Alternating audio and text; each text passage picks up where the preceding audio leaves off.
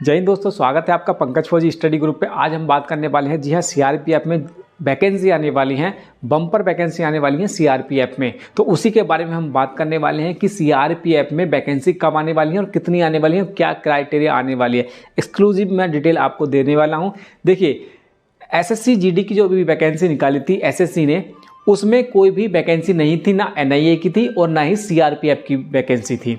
और जिन बच्चों के एग्ज़ाम गलत हुए हैं, जिन बच्चों के एग्ज़ाम खराब हुए हैं, जिन बच्चों के जो फॉर्म है वो रिजेक्ट हुए हैं और जिन बच्चों के मार्क्स अच्छे नहीं आने की उम्मीद है, वो सारे के सारे फोकस किस पर बैठे हुए हैं? सीआरपीएफ की जो अपकमिंग वैकेंसी आने वाली है। क्योंकि अभी जो वैकेंसी 25,571 वैकेंसी थी, 25,271 वैकेंसी अभी थी, उसमें कहीं भी सीआरपीएफ की वैकेंसी, कोई वैकेंसी नहीं थी, ना ही एनआईए की वैकेंसी थी। तो जिन बच्चों के ये सब कुछ झमेला हो गया कि भाई फॉर्म रिजेक्ट हो गए, वो एग्ज़ाम ही नहीं दे पाए हैं, जिन बच्चों के एग्ज़ाम अच्छा नहीं हुआ है, जो बच्चे ओवर एज हो गए थे, या जो बच्चे ओवर एज तो नहीं आ सकते क्योंकि वो तो इसमें सीआरपीएफ में उतना ही मांगेंगे, तो जो बच्चे अभी अंडर एज थे, जिनका 18 साल नहीं हुआ था, वो बेसब्री से वेट कर रहे थे किसका? सीआरपीएफ का।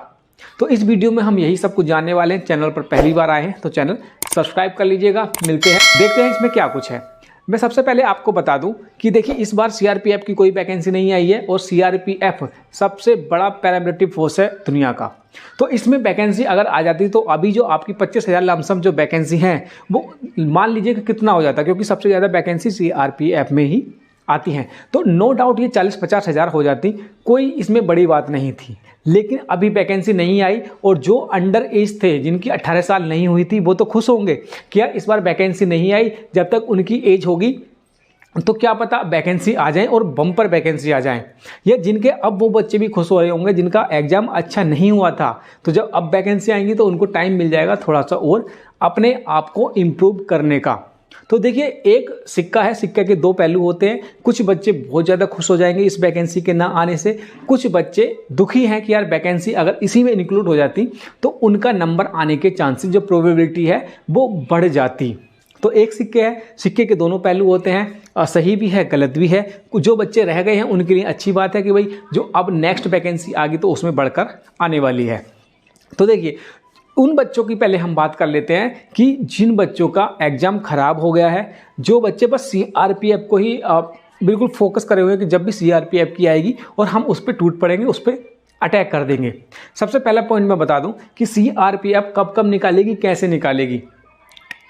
जो अभी पता चल रहा है कि उसमें वैकेंसी कितनी है, 28,000 लमसम के आसपास वैकेंसी अभी भी वैकेंट है सीआरपीएफ में। एनआईए में 1500 के आसपास वैकेंसी अभी वैकेंट है। तो अभी भी अगर सीआरपीएफ अपनी वैकेंसी निकालती है तो नो डाउट 30-35 हज़ार की वैकेंसी आ जाएंगी पिछले साल, प्लस इंक्लूड ये करके। लेकिन क्या ये पॉसिबिलिटी है कि सीआरपीएफ अपना ही अलग से एक वैकेंसी निकाल दे विदाउट एनी एसएससी का कंसर्न किए हुए? क्या ये पॉसिबल है? उसमें अड़चन क्या क्या आने वाली है, क्या क्या अड़चन आती है? कोई भी अगर वैकेंसी आती है तो उसमें क्या क्या मानक पैरामीटर उसमें रखे जाते हैं। क्योंकि हम घर पे बैठे हुए हैं, डायरेक्टली बोल देते हैं कि यार सीआरपीएफ ने वैकेंसी नहीं निकाली, एसएसबी ने वैकेंसी नहीं निकाली। तो उसमें क्या क्या अड़चन आती है मैं आपको मोटा मोटा 2-4 सेकंड लेता हूँ और मैं बताने की कोशिश करता हूँ। देखिए, सबसे पहले क्या होता है कि एक डाटा निकाला जाता है कि हमारे पास एक्चुअली वैकेंट कितनी है, वैकेंसी हमारे पास कितनी पोस्ट खाली हैं। वो डाटा निकाल के हमें अप्रूवल लेना होता है अपने हायर हेडक्वार्टर से, या जो भी सीआरपी है, आईटीबीपी है, सीआईएसएफ है, एसएसबी है, और जितने भी पैरामिलिट्री फोर्स हैं या दूसरे डिपार्टमेंट हैं, वो अपने हायर हेडक्वार्टर से अप्रूवल लेती हैं कि हमारे पास इतनी रिक्वायरमेंट है। तो क्या क्या हम अपने जवानों को बढ़ाने के लिए, कर्मचारियों को बढ़ाने के लिए, क्या इन वैकेंसी को हम निकाल सकते हैं? ठीक है, अप्रूवल लेने में ही 1-2 महीने निकल जाते हैं, कभी कभी जल्दी आ जाता है, कुछ कभी कभी और डिले हो जाता है। जब वहाँ से अप्रूवल आ जाता है, उसके बाद एक बोर्ड गठित होता है, जो बोर्ड उसको कंडक्ट कराता है कि पर क्योंकि अब आप हैं, आप गवर्नमेंट एम्प्लॉय है, तो आपको कुछ चार्ज दिया होगा कि भाई आप ये काम कीजिएगा। लेकिन जब भर्ती आई हुई है और उनको कंडक्ट कराना है तो कोई एक बोर्ड बनेगा, तो आपको वहाँ से उठाया जाएगा और एक स्पेसिफिक टास्क दिया जाएगा कि भाई एसएससी जीडी के आप मेडिकल है या आप फिजिकल है, उनको कंडक्ट कराएंगे। ओनली आपका बस वही पर्पस होगा। तो एक बोर्ड बनेगा और उसको सारे को अरेंजमेंट करने के लिए एक मैन पावर की ज़रूरत होगी। उसमें कितना खर्चा होगा, ट्रेनिंग सेंटर बुक होगा, क्योंकि ऐसा नहीं है कहीं पे जाके आप फिजिकल है या आप अपना मेडिकल है या दूसरी तरह के, मतलब बहुत ज़्यादा इंगेजमेंट इसमें आ जाती है, बहुत सारी टेक्निकल प्रॉब्लम होती हैं, वो डायरेक्टली आपको नहीं बताया जा सकता। तो मेरा कहने का मतलब है कोई भी एक वैकेंसी निकालते हैं, एक भी सिंगल वैकेंसी निकालती है तो उसके पीछे बैकग्राउंड में बहुत सारी चीज़ें चलती हैं। ऐसा नहीं है कि यार एक वैकेंसी निकालिए, बहुत सारी चीज़ें देख के चलना पड़ता है। लेकिन अब क्या हो सकता है, तो अगर सीआरपीएफ अपनी वैकेंसी निकालती है तो किस तरह से निकाल सकती है कि जैसे उसकी अपना रेडियो ऑपरेटर की निकालती है, ट्रेड्समैन की निकालती है, हेड कांस्टेबल मिनिस्ट्रियल की सीआरपीएफ अपनी वैकेंसी निकालती है, या दूसरी तरह की जो वैकेंसी होती है कम्युनिकेशन की, वो सीआरपीएफ अपनी सेल्फ निकालती है। लेकिन यहाँ पे क्या है, यहाँ पर अगर एसएससी जीडी के थ्रू जो निकलती है, एसएससी जो जीडी की निकालती है, तो सीआरपीएफ अगर जीडी की अपनी निकाले तो इसी में इंक्लूड कर सकती है कि भाई सीआरपी का ये कैलेंडर निकला हुआ है, उसमें हेड कांस्टेबल मिनिस्ट्रियल की 25 वैकेंसी हैं, कांस्टेबल जीडी की 7,000 वैकेंसी हैं और रेडियो ऑपरेटर की 5,000 वैकेंसी हैं। इस तरह से एक चार्ट निकाल सकती है और अलग अलग ट्रेड्स की वैकेंसी एक साथ निकाल सकती है। लेकिन ये पॉसिबिलिटी नहीं है, ऐसा नहीं है, क्योंकि दूसरे पैरामिलिट्री फोर्स की एसएससी निकाल रही है और सीआरपीएफ की स्पेशल अपनी तरफ से निकाल रहा है। ये कोरी अफवाह है। अगर आप ये मान के चल रहे हैं कि सीआरपीएफ अपनी वैकेंसी निकालेगी तो आप भ्रम में जी रहे हैं।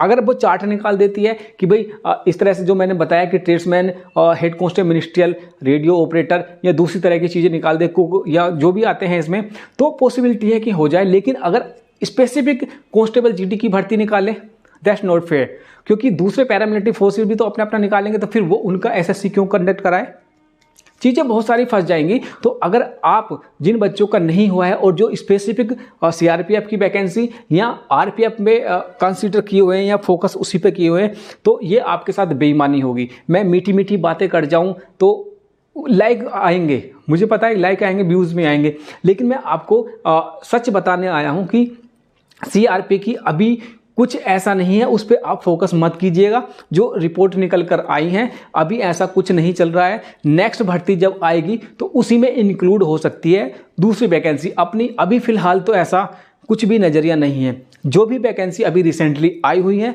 उसमें आप पूरी तरह से मन तन जो भी मिलता है समय से आप उसमें लग जाइए। जो पीछे हुआ वो छोड़ दीजिए। अगर आपका फॉर्म रिजेक्ट हुआ है तो जो वैकेंसी अभी एट प्रेजेंट में है, यूबी पुलिस की आने वाली हैं या दूसरी तरह की चीज़ें आने वाली हैं जो चल रही हैं, उनमें आप लग जाइए। हेड कांस्टेबल मिनिस्ट्रियल की वैकेंसी हैं और आरपीएफ की आने वाली हैं, और आपके सीआरपीएफ में जैसे अभी ट्रेड्समैन की चली हुई है एसएसबी में। तो जो भी वैकेंसी आपको एक स्पेसिफिक अभी मत टारगेट कीजिएगा जो वैकेंसी आई ही नहीं है। तो मेरा कहने का मतलब ये है, शांत मत बैठिए, जो भी मिल रहा है उसको पकड़ के और बस धुसमधासी मचा दिए, तबाही मचा दिए। वैकेंसी आपके जो बच्चे रह गए हैं ड्यू टू फॉर्म रिजेक्शन के, वो तो भुने बैठे होंगे। तो एक अभी जो वैकेंसी आई ही नहीं है, जिसका कुछ पता ही नहीं है, उसके पीछे मत भागिए। जो भी वैकेंसी आपको मिलती है उसके पकड़ लीजिए और उसी की तैयारी करते रहिए। होपलेस मत होइए, भविष्य में कुछ अच्छा ही आपके लिए लिखा होगा। जो आप यहाँ पर रिजेक्शन लिया है, कुछ अच्छी आपके लिए भविष्य में तरक्की लिखी होगी। तो निराश नहीं होना है, मनोबल डाउन नहीं करना है, आपके लिए कुछ बेटर होगा। तो मिलते हैं अगले वीडियो में। चैनल सब्सक्राइब कर लीजिएगा। जो भी लेटेस्ट अपडेट होगा मैं आपको इस चैनल के माध्यम से जल्द प्रोवाइड कराने की कोशिश करूँगा। तो मिलते हैं अगले वीडियो में, तब तक के लिए जय हिंद।